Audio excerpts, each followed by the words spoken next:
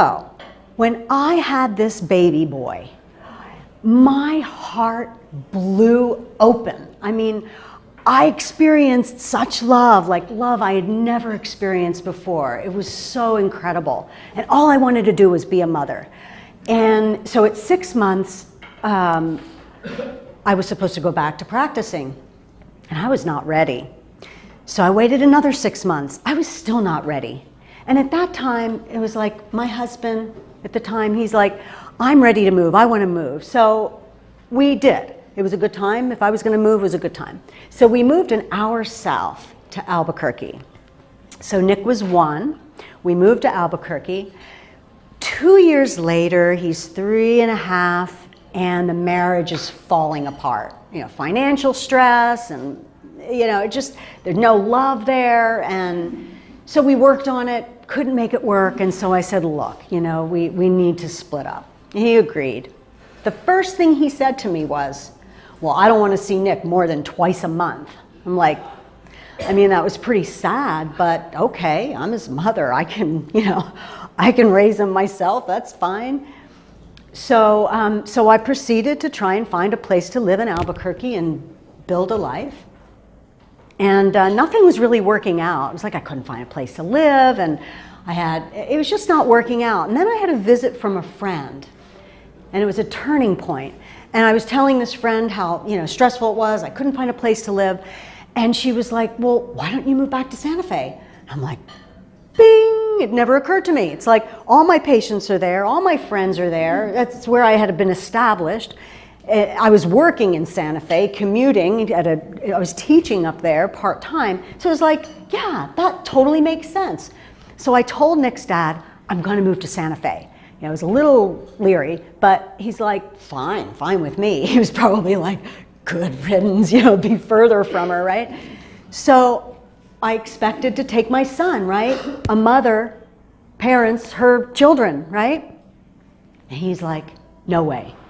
No, you're not taking Nick.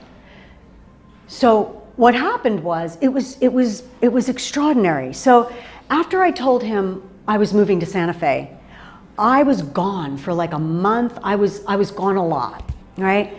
And so Nick and his dad suddenly began to form a very deep bond.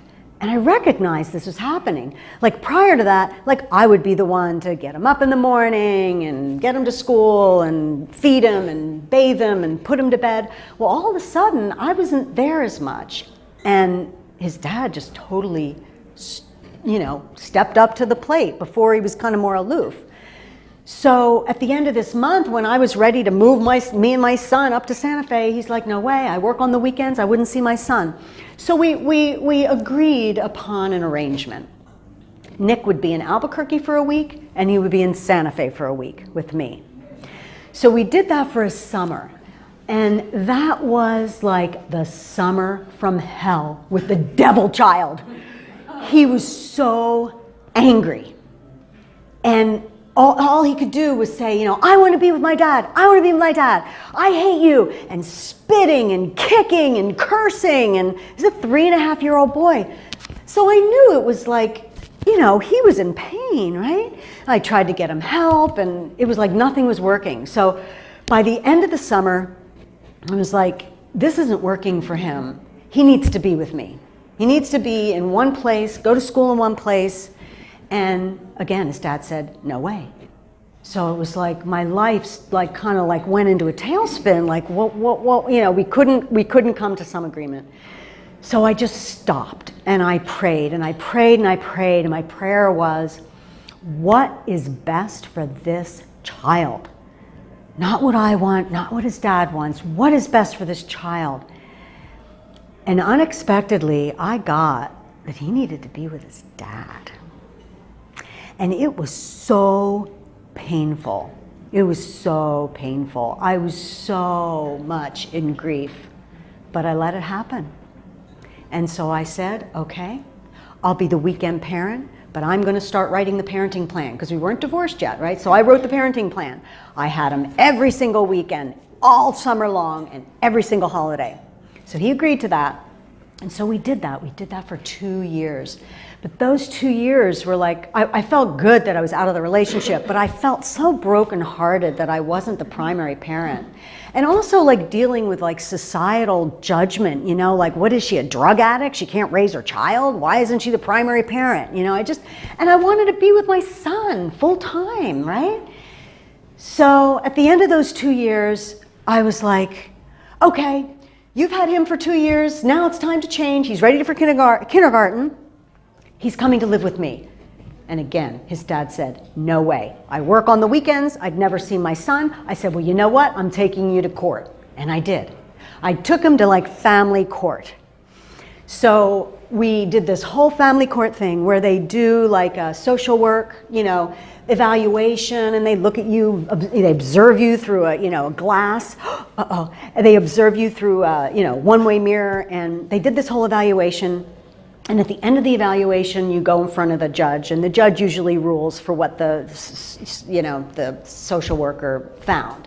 And I had written the parenting plan, and I wrote it just like I told you, you know, that I had him certain times and all.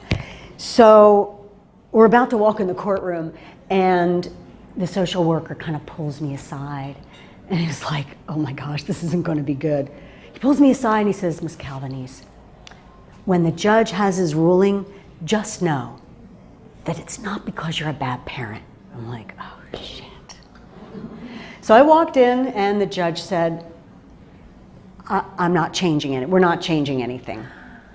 The reason being is because when you make a parenting plan, you have to prove neglect or abuse.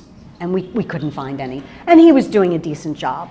So for the rest of Nick's life, I was the weekend parent, the summer parent, but it turned out really, really well.